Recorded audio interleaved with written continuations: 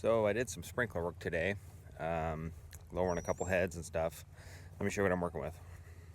So I got this head here that is about, I don't know, 20 inches above the ground. That's hard to mow around, hard to weed whack and stuff. So we're gonna look at that one.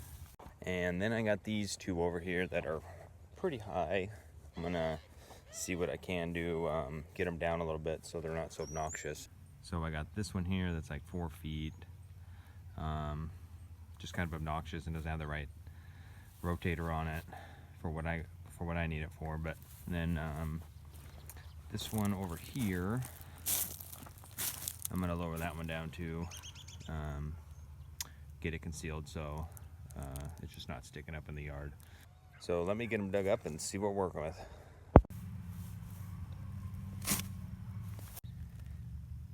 All right, so this is what I got here. I got some funny pipe here that comes into this female elbow with that, I don't know, 30-inch stem pipe. So we're gonna take this off and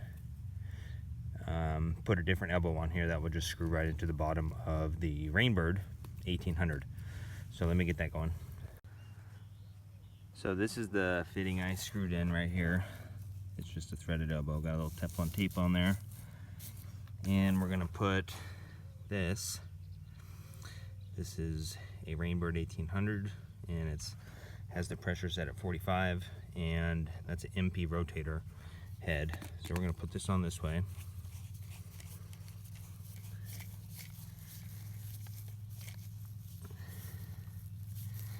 And I'll probably lower that just a little bit to get it below the grass so I don't hit it with the mower. But let me, I'll cut it down a little bit and then we'll go from there. All right, so I got the first one lowered here. Let's show you guys what it looks like. So I don't know if you can see the head down there, but it's just about flush with the grass. It'll fill in a little bit as it just starts to grow again. This grass will just grow right through that dirt. It'll look like we were never here. All right, let's go get the other two done. So we got something real similar to that first one we did over there. Stem pipe's just screwed into the funny pipe at the elbow. And I'm actually gonna keep that and I'll clean it off. And I'm gonna put this Rainbird 5000 back on there. This just kind of gets a little natural area that we got in the yard. So just got some wildflowers and stuff back here. So let's clean that off and get this one on. So here's a cool little tip I've learned.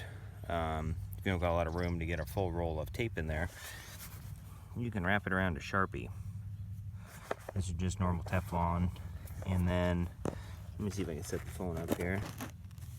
There we go, that might work. Then, just kind of unspin it, wrap it around, try to keep it tight so it gets in the threads. And there you go, just like that. Then we'll just screw this guy on here just like that. And we'll adjust it here and fill her back in and turn it on. So I had a mishap. I was turning that valve on and there's a sprinkler right there. Well, I thought it was actually that valve. So I turned it on. Well, it was the wrong zone. And well, I took a little shower. It was actually this valve. So, but hey, it's all part of the fun. It's nice and it's pretty warm today, so it felt pretty good, but hey, that's what happens. All right, so I got that one filled back in. It's just about flush with the ground. Like I say, this is a little natural area, so it's not too critical. I usually don't mow or weed back here. The wildflowers grow and the bees get it, so it's not too critical, but we do got this little critter. If anybody knows what that thing is, post below. All right, so here's that first spray we did with that MP rotator. Perfect. So here's that last one we did. It does spray pretty good, but I think if we move that one a little further down, we'll get much better coverage on this area. And this one, I'm gonna wait. The lateral line for this one is over here. I actually want to move it a little further over, but that'll be for a different day. But you guys will be able to see it when I do it. Thanks for watching.